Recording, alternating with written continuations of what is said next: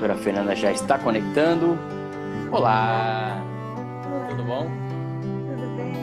Boa noite a todos. Muito boa noite, seja bem-vinda. Depois de tantos testes, aqui estamos, né? Ninguém precisa saber. Sim. Ninguém Nem precisa vou mexer, saber nem vou mexer em nada para ver se, se, se se dá... segue tudo bem. Não, eu acho que dá tudo certo, sim. Ninguém precisa saber das nossas gambiarras, né? Isso é segredo Não. nosso, para que dê tudo certo. Muito bem-vinda, professora, que bom te ver, bom falar com você. Agora acho que a galera já entrou, já em peso, acho que tem muita gente aí que ficou ansiosa com a ideia de te reencontrar, né? Porque agora a nossa entrevista, ou a nossa entrevistada é internacional. Semana retrasada eu fiz uma entrevista com um colega meu, professor de Portugal. E agora você é da França, é isso? Isso, agora eu tô morando na França. Já faz quanto tempo que tá por aí?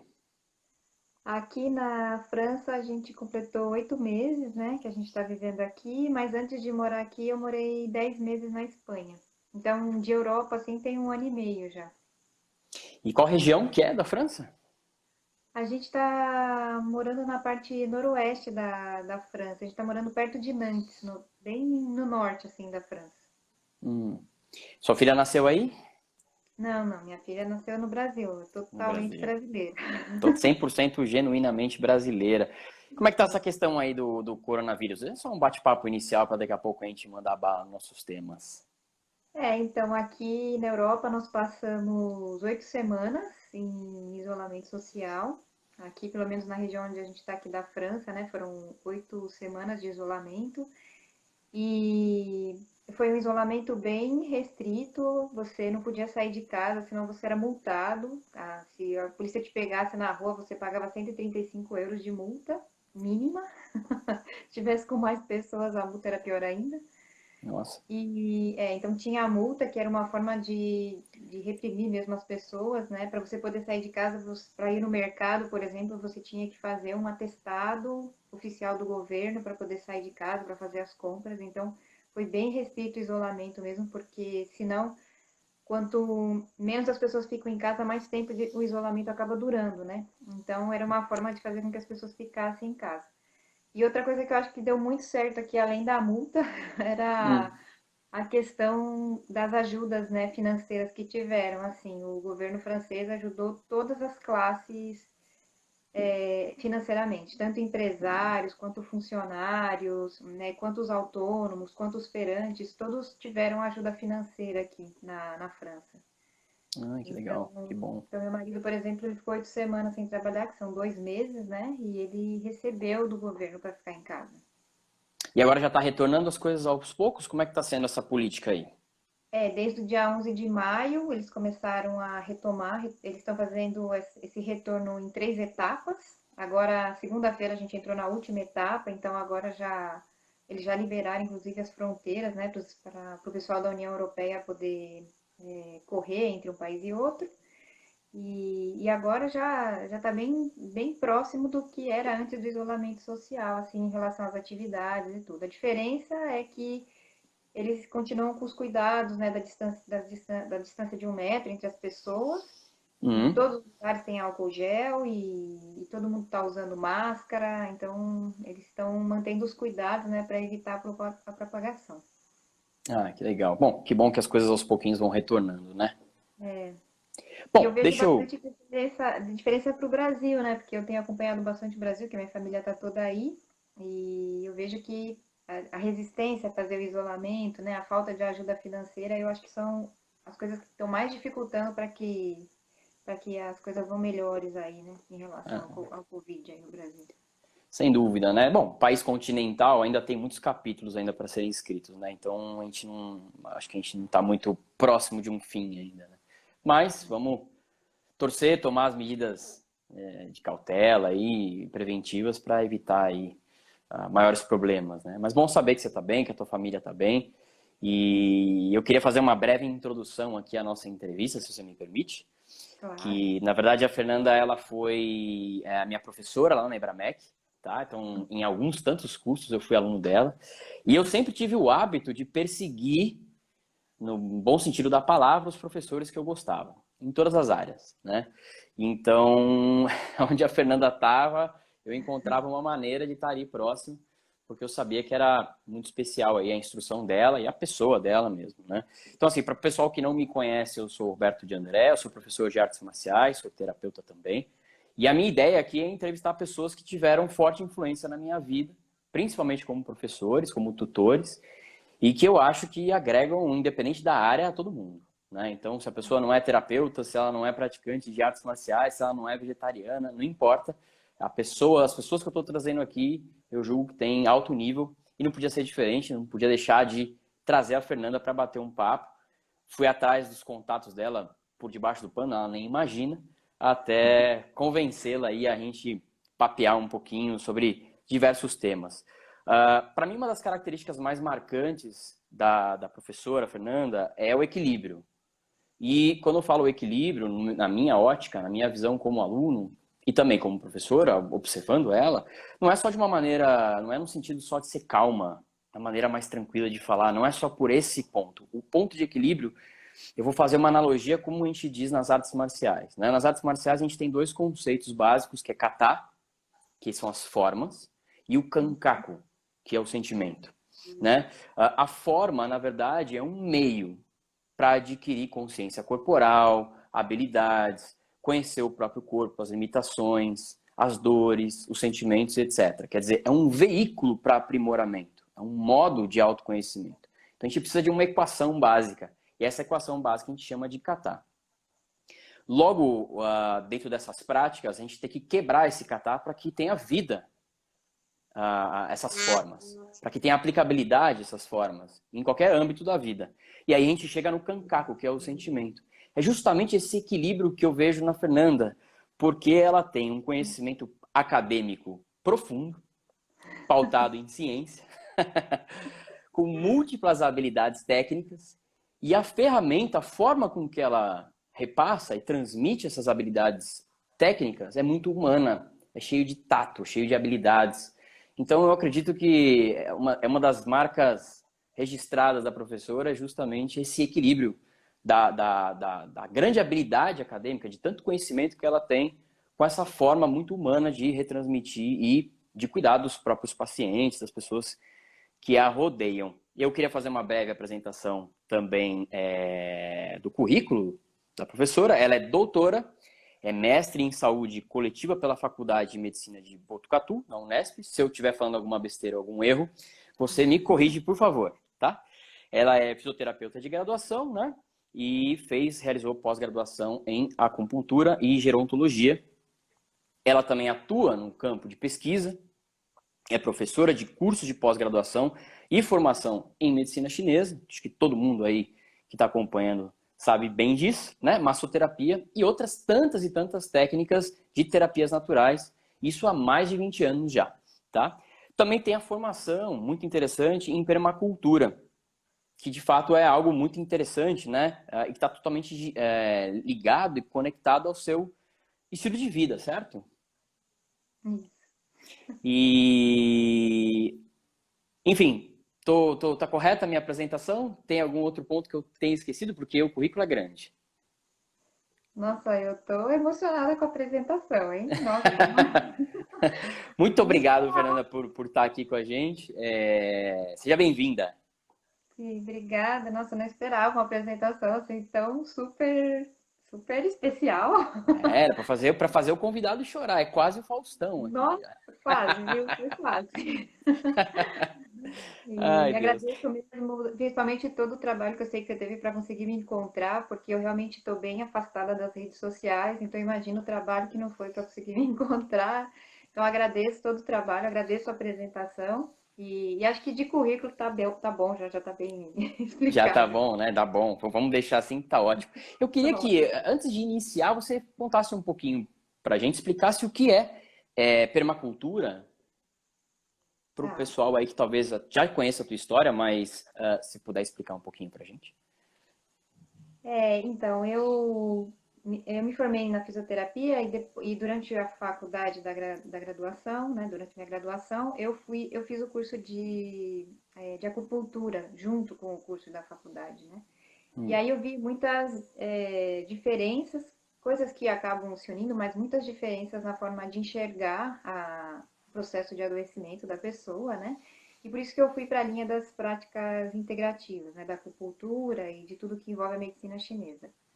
E Hum. durante o estudo da medicina chinesa, eu acabei chegando nos 8 pilares, que eu acho que a gente vai falar um pouquinho deles mais para frente, né? E dentre os 8 pilares, uma das bases desses 8 pilares é o ambiente. Então, eu resolvi, para poder entender melhor como funcionava essa questão do equilíbrio com o ambiente, buscar ferramentas que pudessem me conectar com esse ambiente, né? E aí a Fantástico. permacultura ela se tornou uma ferramenta bem legal para fazer essa conexão.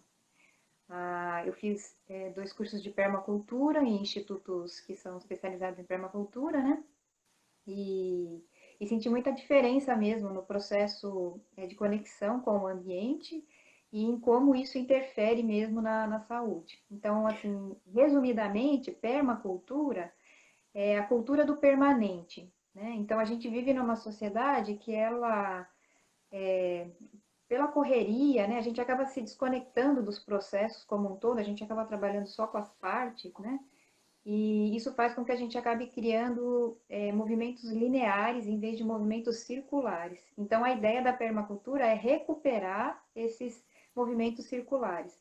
Então, para dar um exemplo bem simples assim, vamos falar sobre o lixo, né? O lixo é uma Hum. questão que se discute bastante na permacultura. Então, o lixo que a gente produz, a gente coloca lá na rua, o caminhão de lixo leva e acabou a história para nós, né? Esse movimento é um movimento linear, porque é um movimento que você foi, retirou uma coisa do ambiente, consumiu, gerou resíduo e eliminou esse resíduo sem tratar esse resíduo, né? Então, a permacultura, ela vai propor que a gente reflita sobre esses movimentos lineares e transforme ele em movimentos circulares. Então, eu fui, usei o ambiente, como que eu posso fazer para devolver para esse ambiente aquele alimento que eu utilizei, né, para que ele não se transforme num resíduo e num problema para o ambiente. Então, um exemplo seria você compostar os seus alimentos orgânicos, reciclar aquilo que você utilizou, né, de plástico, metal, vidro. Então, você se responsabilizar por fechar esses ciclos e tornar a sua relação com o ambiente mais harmoniosa. Essa foi a sua primeiro contato. Como é que você aplicava isso na sua vida, né? Quer dizer, esse conceito da permacultura foi pela questão do consumo, pelo lixo, ou você teve uma mudança drástica na tua vida e mergulhou a fundo nesse campo?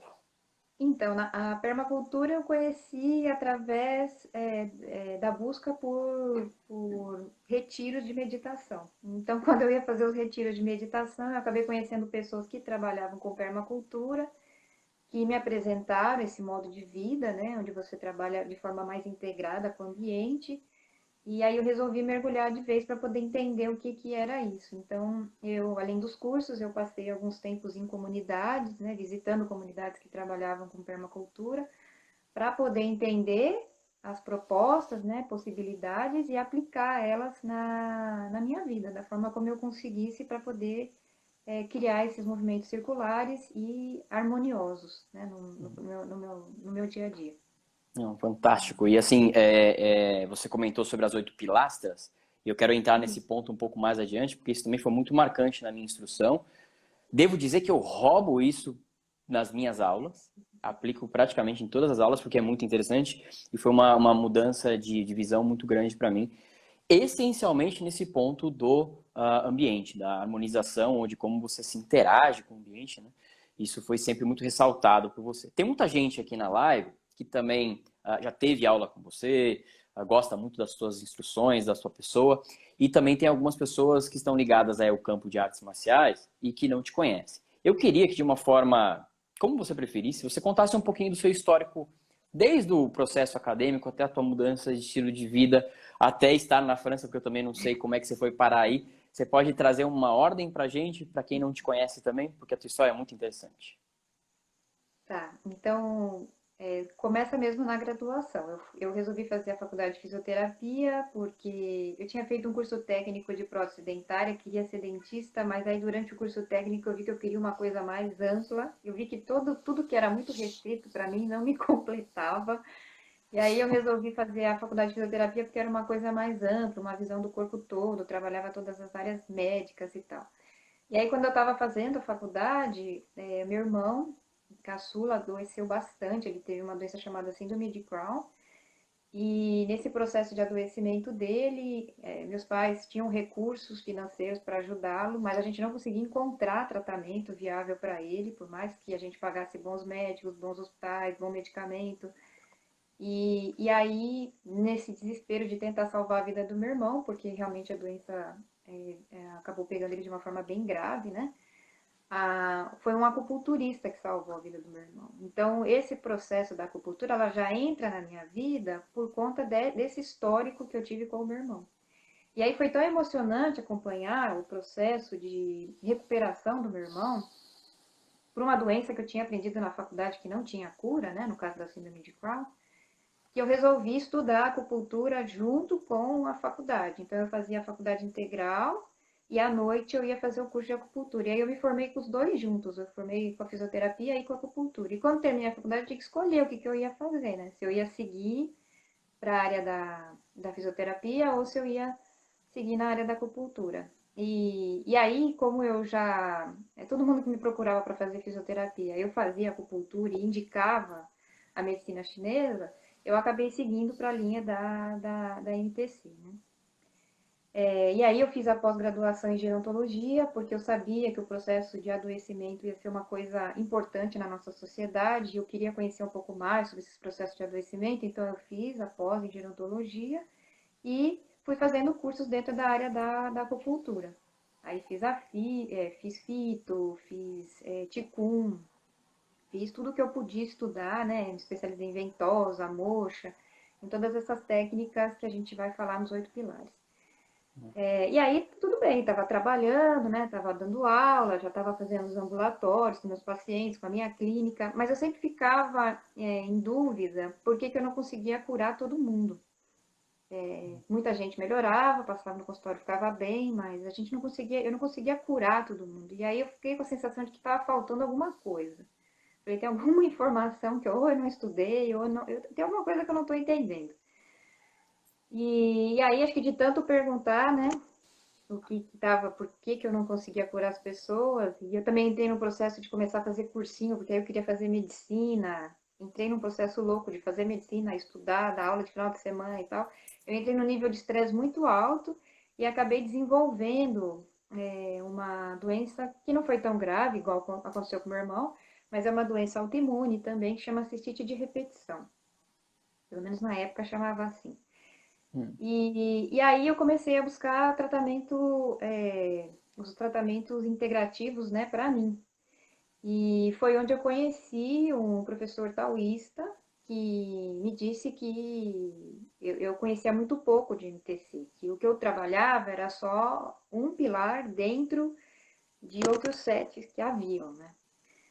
E aí eu falei, nossa, eu preciso entender então do que ele está falando, porque ele está dizendo que tem mais coisas, tá vendo como tem mais coisas? Eu preciso saber o que são essas outras coisas. E aí foi onde eu comecei a estudar o taoísmo. Então, em São Paulo, né, que era onde eu morava, existia a Sociedade Brasileira Taoísta, e eu fui para lá fazer os cursos, e foi lá que eu conheci esse processo dos 8 pilares, né, onde eles falam sobre 4 pilares que são pilares de autorregeneração e 4 pilares que são os pilares suportes, né, onde realmente o terapeuta entra fazendo o tratamento mais ativo. E aí foi onde eu desenvolvi esse novo olhar sobre a MTC. Aí eu entendi o universo gigantesco que existia dentro da MTC, que não era realmente só pôr agulha, fazer a moxa, fazer a ventosa. Eu entendi que era algo muito mais amplo. E eu comecei a aplicar esses processos em mim. Só que quando você começa a utilizar todos os pilares, quando você começa a fazer meditação, começa a fazer as práticas corporais, né? Algo muda em você. É muito interessante como esse professor, inclusive, ele dizia, né? Eu falava para ele, olha, você não pode morrer até eu absorver toda a informação que você tem, porque você tem muita coisa que me interessa. E ele falava para mim, você ainda não entendeu nada, você ainda não entendeu que a informação não está em mim, ela está no cosmos. O que você precisa é chegar na frequência da informação e ela vai vir. E eu falo, mas como assim chegar em frequência de informação? Aonde está isso, né? E aí, com a meditação, você vai entendendo o que é esse processo. Conforme você vai meditando, você vai enxergando mais sutilezas nas coisas, né? Você vai criando uma nova forma de se conectar às coisas, você vai ficando mais empático, você vai criando uma nova forma mesmo de se relacionar com as coisas. E eu lembro que numa meditação, eu saí daquela meditação e tinha certeza absoluta de que eu não podia mais ficar em São Paulo. E aí foi quando eu migrei então para o interior de São Paulo, fui morar no interior de São Paulo, para poder estar mais em contato com a natureza, porque eu sentia que eu precisava estar mais em contato com o ambiente rico em ti para poder me curar. E Hum. realmente foi lá no interior que aconteceu a cura, onde realmente eu entrei num estado de conexão muito grande comigo, comecei a me alimentar de comida orgânica direto do produtor, né? Porque eu estava bem próximo dos produtores do interior. Comecei a fazer minha própria horta, comecei a fazer os cursos de permacultura, comecei a fazer vários retiros, porque aí eu queria me conhecer mais, eu queria saber até onde é que ia esse processo de conexão, né, que ele tinha comentado. E aí, de repente, eu cheguei num estado onde eu percebi que eu não precisava de mais nada, que eu já tinha tudo que eu precisava, que eu não precisava de mais nada, que eu podia me desligar e me conectar ao movimento mesmo da vida. E aí foi onde eu decidi que eu queria ir morar numa das comunidades que eu tinha passado, né? Para poder estar em contato mesmo com essa vibração da natureza, em contato com a permacultura, né? Com a conexão com o ambiente.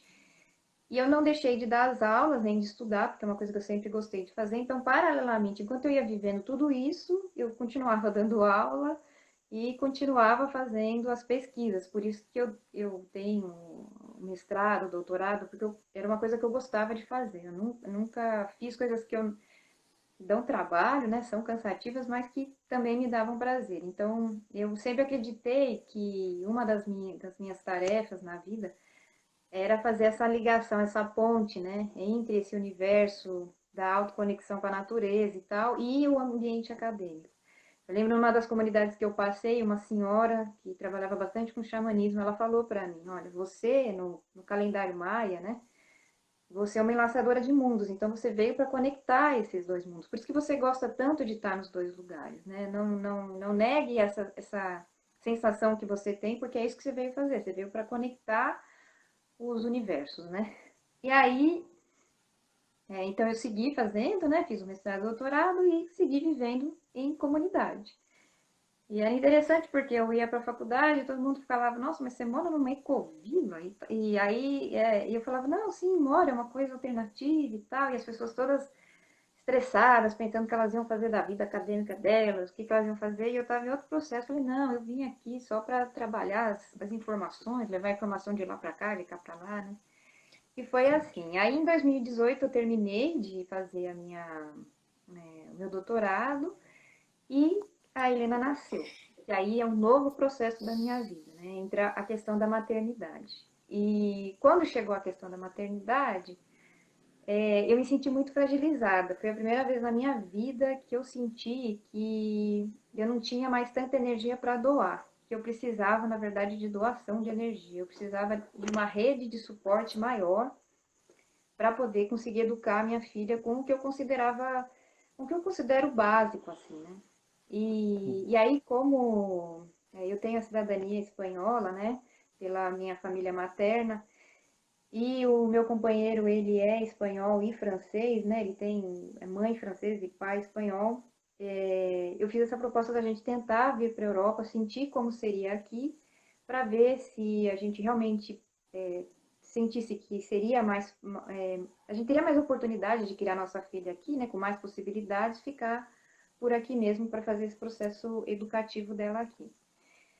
E aí nós viemos para cá e realmente na Espanha a gente já sentiu diferença, mas quando a gente chegou na França, aí a gente sentiu mais diferença ainda, porque aqui existe muitas ajudas sociais para as famílias com filhos, né, de pais e mães francesas. E aí a gente resolveu então ficar para poder oferecer uma educação bacana para ela, né? E por isso que nós chegamos e estamos aqui. Mas uma coisa que eu sempre falei para as pessoas quando elas visitavam a gente lá na comunidade onde eu morava, né, na ecovila onde eu morava, é que a ecovila, ela não é um lugar, né? A ecovila, na verdade, ela habita dentro de você. Então, não importa onde você estiver, os conceitos do movimento circular, de você buscar harmonia onde você está, né? Você tem que levar para qualquer lugar onde você esteja. Então, eu acredito que apesar de eu não estar morando numa comunidade ecológica, né? Os princípios da permacultura eu continuo aplicando todos eles aqui. Então, eu continuo fazendo todos os processos, né? A gente pode depois, inclusive, fazer uma aula só de permacultura, que são os 7 eixos da permacultura. Então, como você Nossa, com trabalha isso na certeza. gestão, como você faz isso no financeiro, como que você faz todo esse trabalho, né, dos movimentos circulares dentro do movimento da sua vida. Então, eu continuo aplicando tudo aqui, só que em vez de estar numa comunidade, eu estou num ambiente mais familiar agora, né? Mais eu, a minha filha e meu companheiro.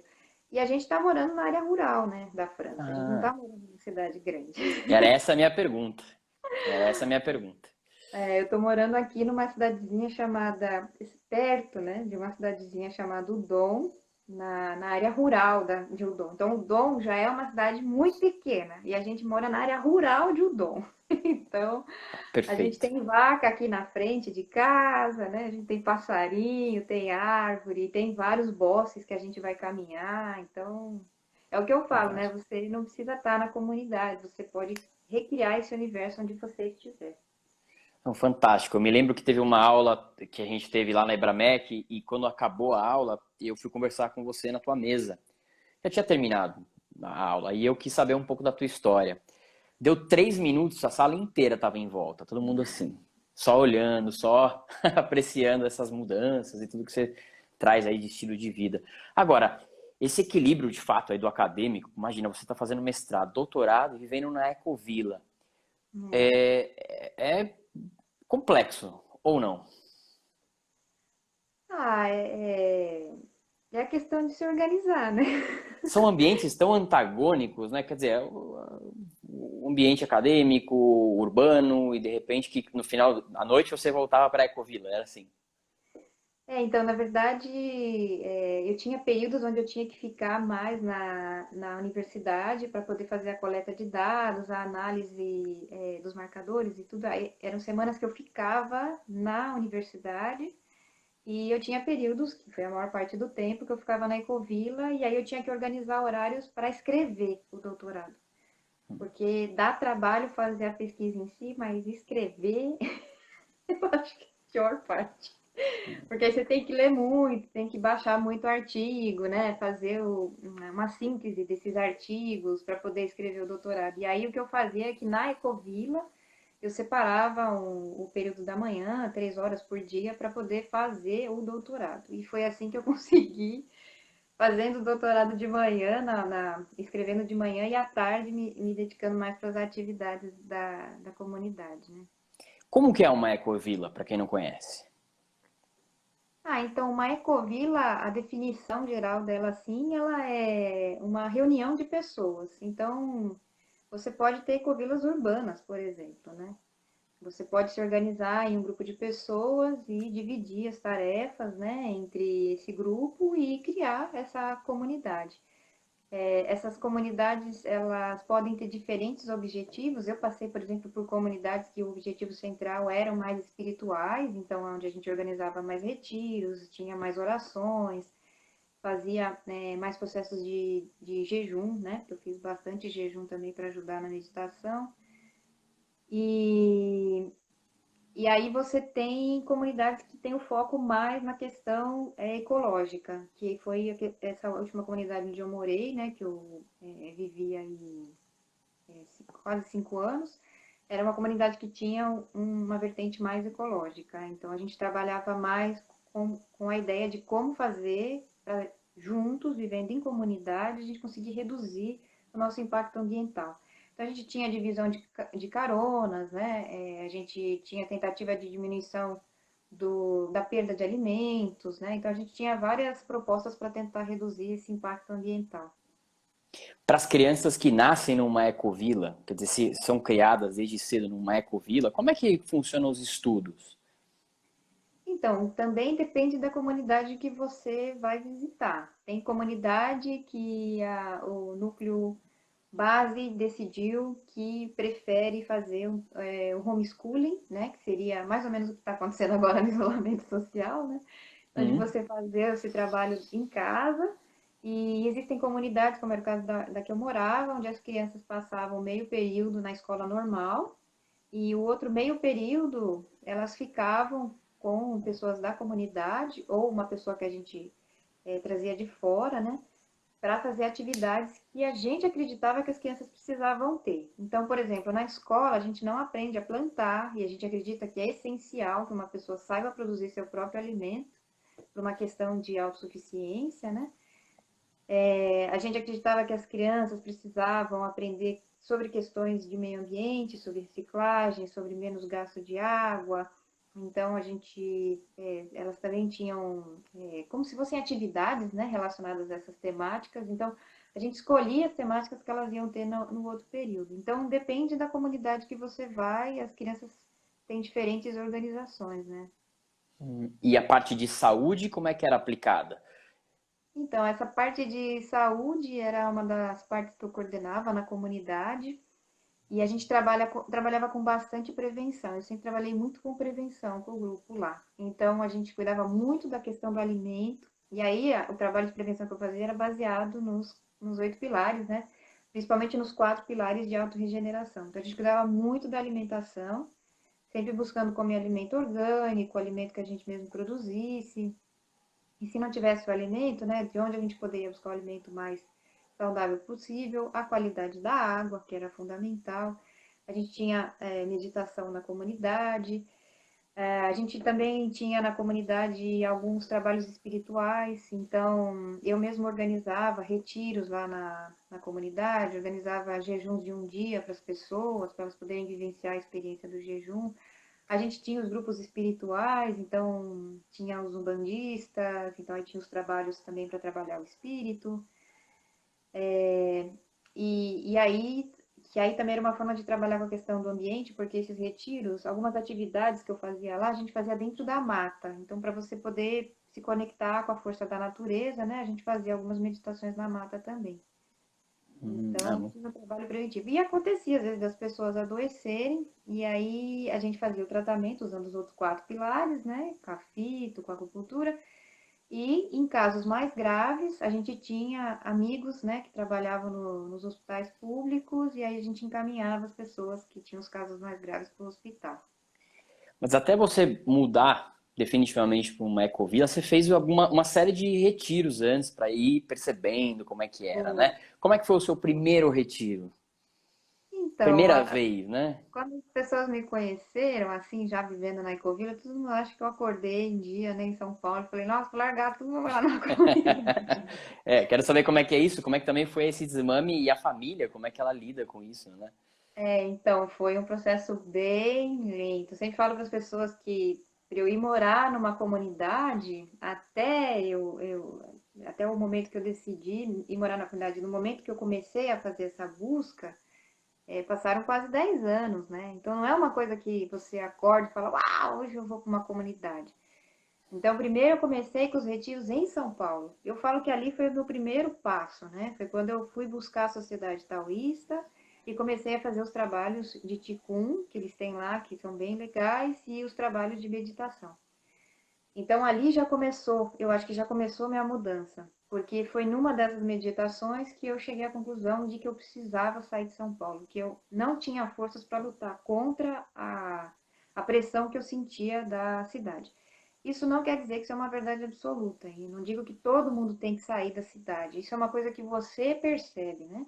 O taoísmo, ele é bem isso, né? É o seu caminho do meio. Você tem que ir descobrindo que caminho é esse. Não vai dar para você replicar o caminho de ninguém. Você vai ter que ir descobrindo qual é o seu caminho. E aí, no meu caso, eu senti que eu não conseguia lidar com a pressão da cidade, que eu realmente precisava de mais espaço para respirar. E aí foi onde eu mudei para a cidade do interior. Aí, chegando na cidade do interior, eu acabei conhecendo pessoas que tinham feito o mesmo movimento de sair da cidade para buscar uma vida mais tranquila. e que foram me indicando lugares. Olha, aqui tem um retiro super legal, se você quiser ir fazer lá, parece bem bacana.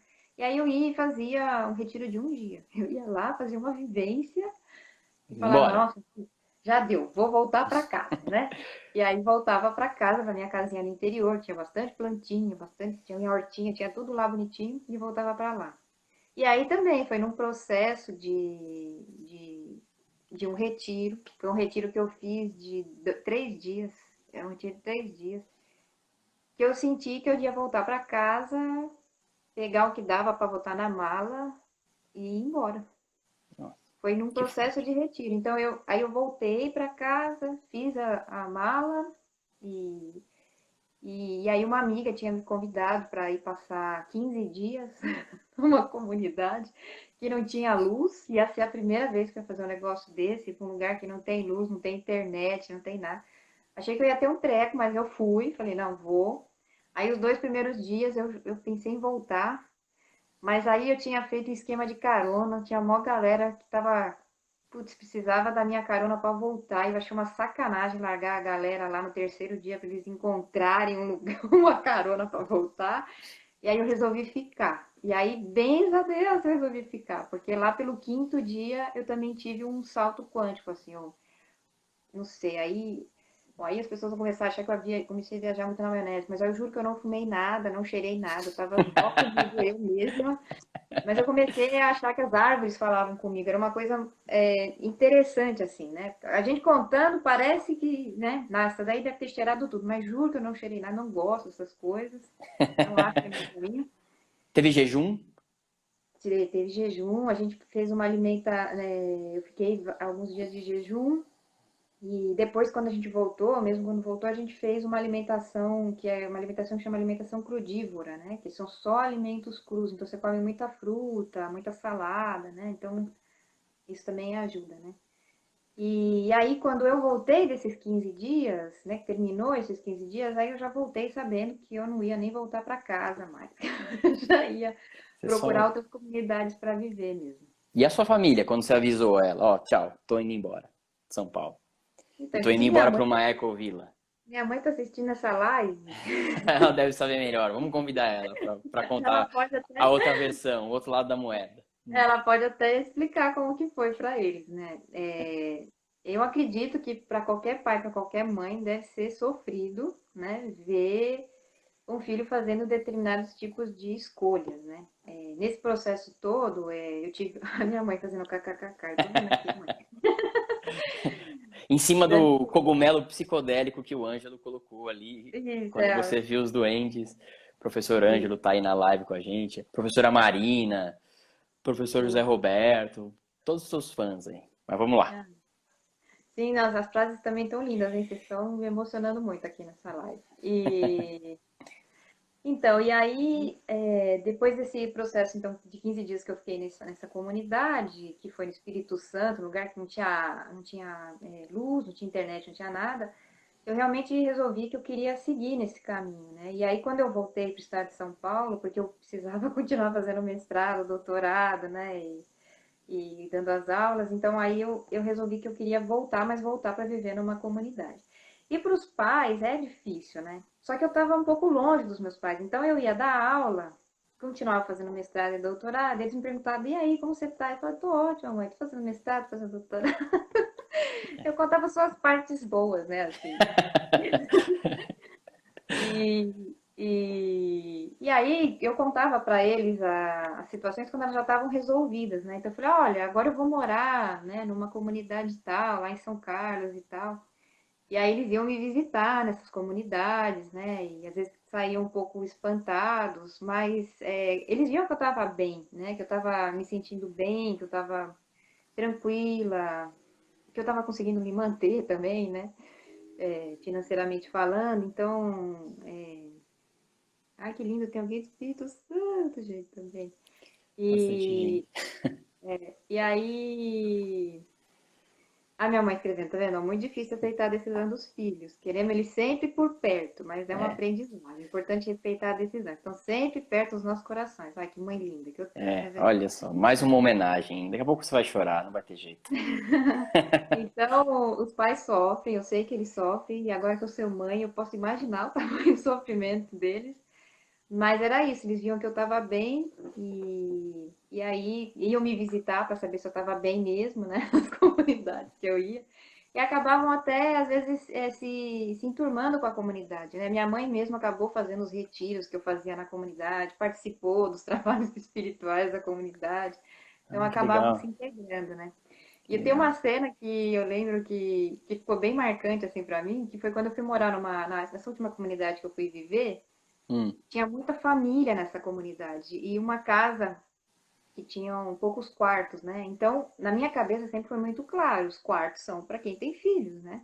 hum, E aí, eu e meu companheiro, que já estávamos há muito tempo já viajando, porque a gente estava passando por muitas comunidades, né? E aí a gente já estava acostumado para ficar em barraca, a gente optou por morar numa barraca. Então a gente fez uma proposta para a comunidade que a gente ia ficar lá com eles, mas que a gente ia morar numa barraca de camping. hum. E aí eu lembro quando eu voltei para São Paulo para dar aula, fui visitar meus pais, aí contei para os meus pais, né? E aí nesse momento eu senti que meu pai ficou preocupado. Falou, mas como assim você vai morar numa barraca? Mas calma, eu tô fazendo doutorado. Nossa, você estudou tanto para ir morar numa barraca, né? E aí eu falava, não, pai, mas eu tô muito feliz, você não tem ideia. À noite eu consigo escutar os grilos, eu consigo ver os bichinhos passando pela barraca, eu consigo sentir o sol nascendo, eu consigo. A minha mãe. É, Aí tô eu vendo. consigo ver a lua indo embora. Nossa, é uma sensação de conexão incrível, pai. E meu pai falava, tá bom, você tá tentando me convencer que um ser humano pode ser feliz morando numa barraca. Eu falei, pai, dá para ser muito feliz morando numa barraca. E ele não conseguia entender, né? Porque, claro, ele estava com aquele olhar do pai, da mãe, que tenta. Não, o melhor para o meu filho é morar numa casa, né? O que ele está fazendo numa barraca? Não, E era sensacional. difícil convencer. Então, é difícil, mas conforme vai passando, eles vão vendo quanto você está bem, né? Vai tranquilizando o coração deles e no fim dá tudo certo. Deu tudo certo, é. A bela frase. Na verdade, tem muita gente aqui já pedindo já curso de acupuntura constitucional avançado para fazer. A live de permacultura já está aqui guardado, já não esqueci da gente falar sobre esse tema de repente numa outra Pode ocasião, ser, se você tá? puder, porque é muito interessante.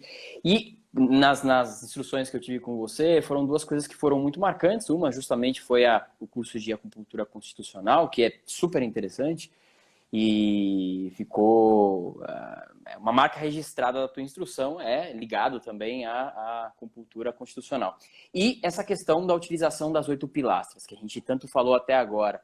Vamos É. conversar um pouquinho sobre isso? Você pode contar para a gente, ensinar para a gente as 8 pilastras, uma a uma? Sim, então, porque depois que eu tive essas aulas na Sociedade Taoísta, elas viraram a minha base, assim, de vida mesmo, né? Inclusive, o meu mestrado, ele foi totalmente influenciado por esses cursos que eu fiz na Sociedade Taoísta. O meu mestrado é uma revisão bibliográfica sobre tudo que já se foi publicado sobre esses processos de autocura, Uhum. que é esses processos de autorregeneração do corpo, né? E eu me guio por esses 8 pilares até hoje. Então, na sociedade taoísta, eles dizem que para você ser um médico chinês, você precisa conhecer esses 8 pilares. Eles são divididos em 4 pilares de autorregeneração e 4 pilares de sustento, né? Então, eles vão ajudando a pessoa nesse processo de recuperação para que depois ela tenha forças para fazer os 4 pilares de autorregeneração. Uhum.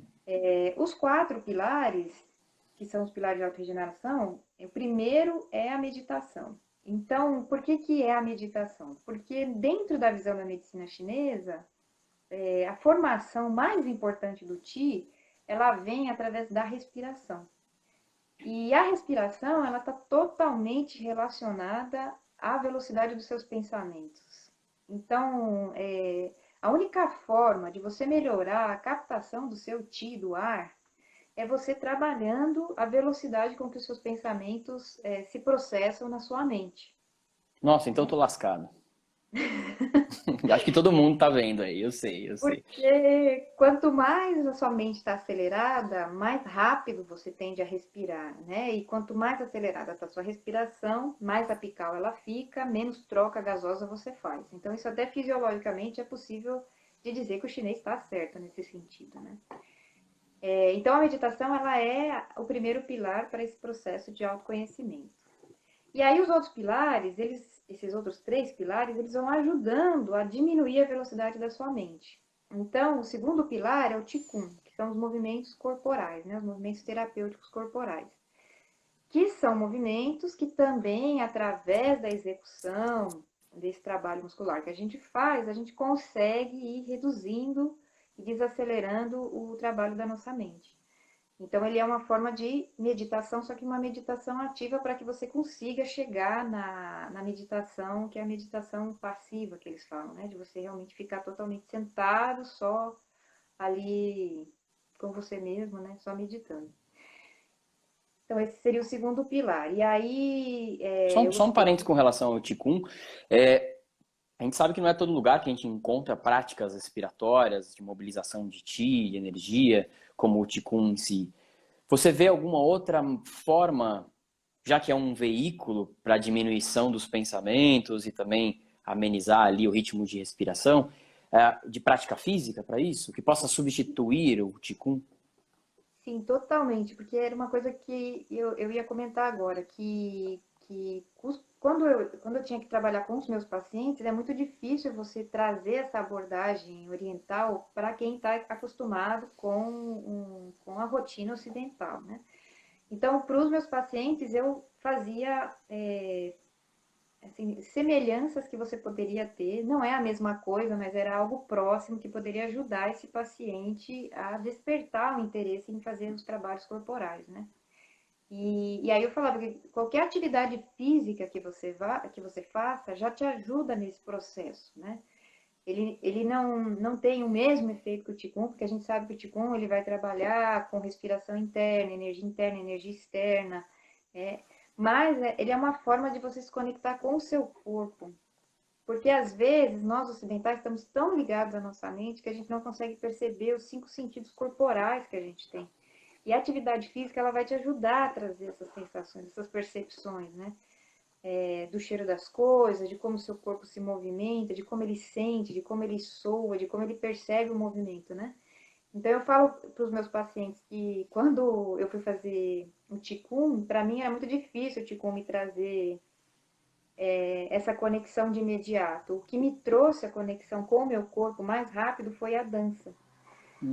Então eu fui fazer dança para aprender a me conectar com o meu corpo, para depois melhorar o Qigong. E foi incrível como a dança ajudou no processo do Qigong, né? Então era por isso que eu orientava muito os meus pacientes, olha, tenta buscar uma atividade corporal que te dê prazer, porque ela vai facilitar esse contato depois com a prática corporal. Então a dança me ajudou muito a me conectar com a yoga, porque depois eu fui estudar a medicina Ayurveda, né? Hum. Nossa, foi incrível, assim, o quanto a dança tinha similaridade com os movimentos da yoga e quanto isso me ajudou. E aí fez os retiros, pum, explodirem, assim, né? Mas, claro, a dança é para todo mundo? Não é. Às vezes vai ser um outro tipo de trabalho corporal, né? A dança serviu para mim, mas pode ser um outro exercício para cada pessoa, né? Cada pessoa vai ter que sentir que exercício é esse.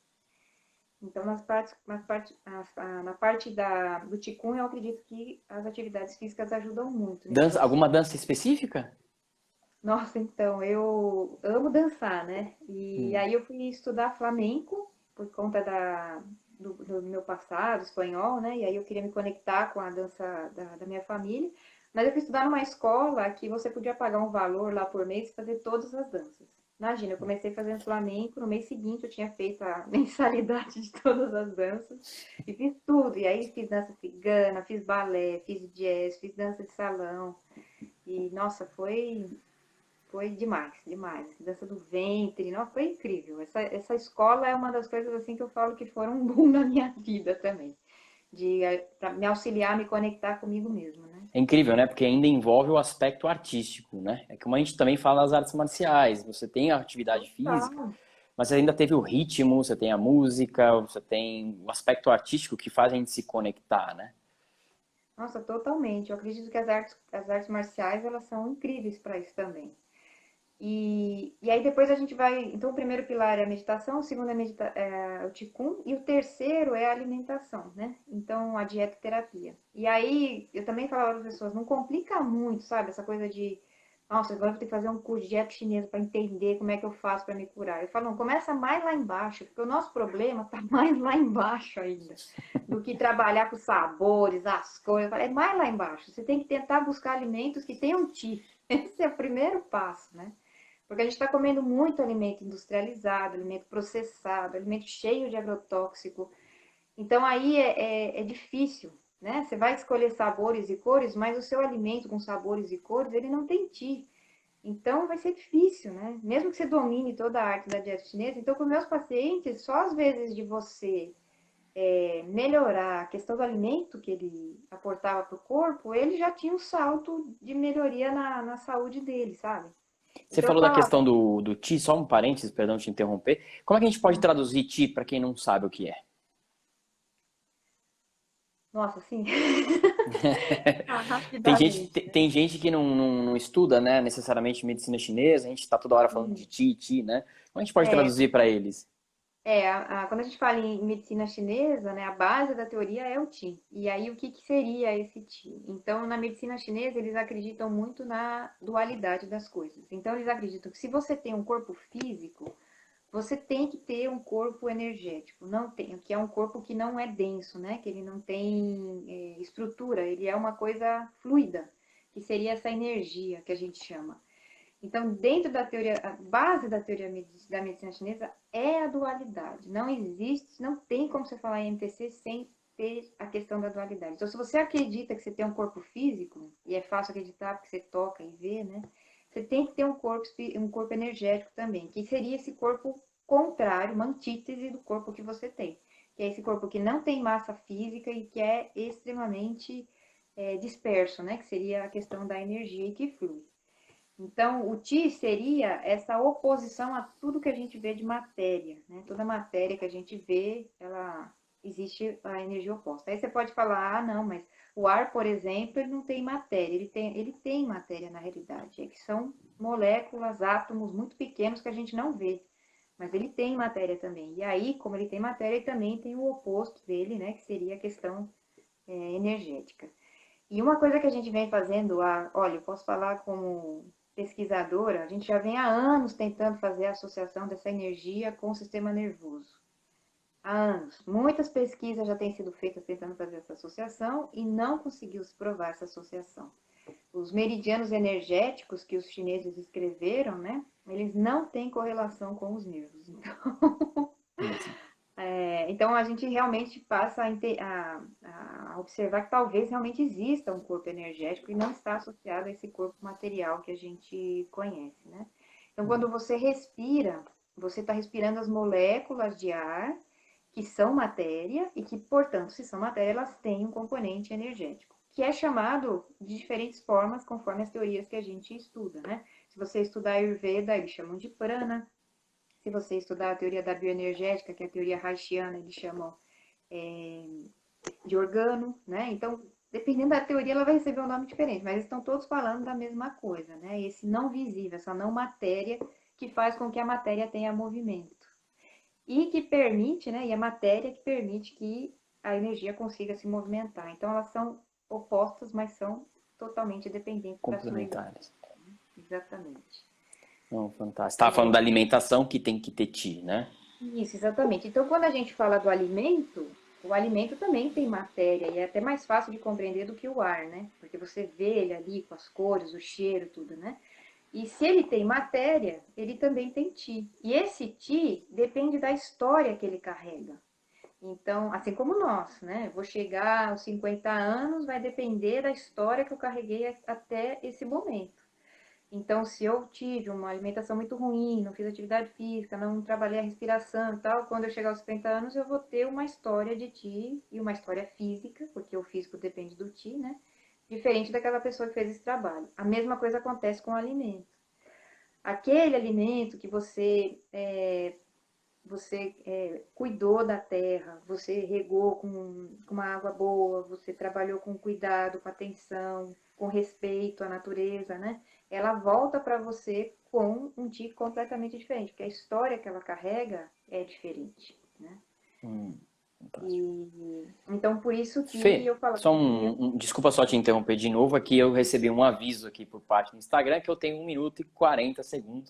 Vamos fazer um abaixo-assinado aí, galera, pra gente ter mais tempo nessas lives, porque vai faltar, né? Vai faltar, a gente vai ter que fazer um segundo tempo. Então, se você puder fazer uma pequena conclusão pra gente depois remarcar uma segunda jornada aí, eu tenho certeza que todo mundo vai adorar, né? tá bom. Então, só para terminar os pilares, né? Então, tem o pilar da alimentação, o último é o do ambiente, que é o ambiente tanto interrelacional quanto o ambiente físico mesmo que você vive. E aí a gente vai para os 4 pilares de suporte, que é a fito, a moxa, a ventosa, a acupuntura e a massagem. Não, fantástico. E cada um desses dá para destrinchar horas, né? Ainda mais com você, professora. É incrível. Essa parte do Feng Shui vai faltar do ambiente, né? Da nossa interação com o ambiente vai faltar. E eu tenho certeza que numa outra oportunidade a gente pode explorar bem esse tema, porque é muito interessante. E é meio negligenciado, né? O pessoal não costuma falar muito sobre isso, né? Fê, muito obrigado, de verdade. Já fica já o meu convite para uma outra oportunidade para a gente falar de permacultura e seguir aí na nossa estudo de 8 pilastras aí da medicina tradicional chinesa, nessa ótica taoísta tão interessante. Obrigado de verdade, agradeço aí todo mundo que assistiu a live, tenho certeza que todo mundo adorou. Vai ficar disponibilizado aqui no meu Instagram e também eu vou disponibilizar no meu canal do YouTube, que é Professor Roberto de André. E aí, numa outra oportunidade, eu vou conversar, vou falar com a Fernanda sem atrapalhar ela, porque a Helena precisa desse tempo. E quem sabe a gente se vê muito em breve, tá bom, gente? Um beijo, Fê. Obrigada pelo carinho, obrigada pelo